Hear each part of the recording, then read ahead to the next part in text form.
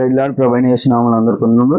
దేవుని వాక్యం నుంచి కీర్తనలు 30:7 యెహోవా దయగలిగి నీవే నా పర్వతమును స్థిరపరిచితివి, నీ ముఖమును నీవు దాచుకున్నప్పుడు నేను కలత చెందితిని. చూసినట్టయితే దేవుని యొక్క దయ వర్ణించే శక్యము కానిది. సముద్రం అంత దయ ఆయనది ఉంటే మనం ఒక చిన్న బిందువు లాంటి వారు. ఆయన దయ వాత్సల్యత వర్ణించే శక్యం కానీ ఆయన దయ కలిగి ఏం చేసినాడంటే మన పర్వతమును స్థిరపరిచిన నా పర్వతమును నీవే స్థిరపరిచితివి అంటున్నాడు. మనకు పర్వతము అనే మాట ఏం చూపిస్తుందంటే గట్టిదనం చూపిస్తుంది. మునిగిపోయే వారికి ఆధారము, లేకుంటే నిలబడలేని స్థలంలో ఉన్న వారికి నిలబడేటట్టు.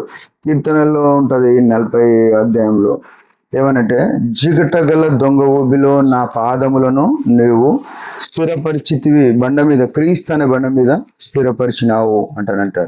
అంటే ఈ యొక్క బండ మీద మనల్ని ఆయన నిలిపినాడు అనే విషయం మనం ఎరగాల. కీర్తన 45:2 ఆయన జిగట గల దొంగ ఊబిలో పైకెత్తి నా పాదములు బండ మీద నిలిపి నా అడుగులు స్థిరపరచని. రక్షణ లేని మనకు ఆయన ఏం చేసినాడంటే యేసుక్రీస్తు ప్రభును రక్షకునిగా పంపి ఆయన శిలువ మరణం ద్వారా మనకు ఒక ఆధారమైన పర్వతమును స్థిరపరిచింది. దాని మీద మనం నిలబడేటట్టు క్రీస్తు అనే బండ మీద మనం కట్టబడినట్లుగా ఆయన మన కొరకు ఈ గొప్ప కార్యం చేసినాడు. అయితే మనం ఏం చేస్తున్నామంటే ఆయన ముఖము దాచుకున్నప్పుడు కలత చెందింది అంటారు కదా. ఆయన ముఖమును దాచుకునేటట్టు ఎందుకు అవుతున్నామంటే మన పాపాలు మరుగైతున్నాయి. విషయ గ్రంథంలో రాయబడిన మాట 59 అంటాడు, నీ ముఖం అంటే రక్షింపని ఎరక ఉన్నట్లు యెహోవా హస్తం కురుచ కాలేదు, వినని ఎరక ఉండినట్లు ఆయన చెవులు మందం కాలేదు, కానీ మీ పాపములు ఆయన ముఖమును మరుగుపరిచి ఉన్నాయి. ప్రియమైన వాళ్ళారా, మనం యేసు ప్రభువును అంగీకరించినాం, రక్షింపబడ్డాం. ఆయన మన చూపులు, మన వినికిడి, మన మాటలు, మన యోచన, మన చేతలు, మన నడకలు ఆయనకు వ్యతిరేకంగా ఉన్నప్పుడు ఆయన ముఖము దాచుకుంటాడు. అప్పుడు మనం ఏమవుతామంటే కలత చెందేవాళ్ళం. దావీదు జీవితమే వేరైన కలతలు ఉన్నాడు. ఈనాడు మనం ఎట్లున్నామంటే ఆయన ముఖము మనకు దాయబడ్డప్పుడు లోక సంబంధమైన సంతోషంలో ఉన్నాం అనుకుంటాం.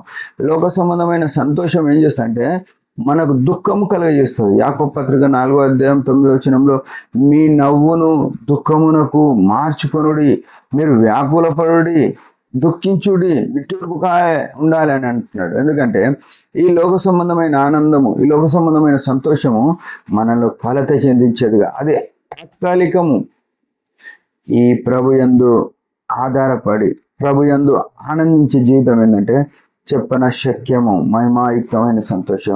అది చెప్పడానికి వీలుపడనివ్వడదు, అంత ఆత్మ సంతోషం మన జీవితంలో ఉంటుంది. ఈనాడు పైకి డబ్బుతో విలాసంగా జీవిస్తున్నారు లోకంలో చాలా మంది. పదవులు ఉన్నాయి, డబ్బులు ఉన్నాయి, ఇంకితరమైన విలాసాల్లో ఉన్నారు. కానీ మనుషులలో విచారం ఉంది, దుఃఖం ఉంది, బయటికి చెప్పుకోలేని బాధలు కప్పేసుకొని పైకి గంభీరంగా తిరుగుతున్న వాళ్ళు ఎందరో ఉన్నారు.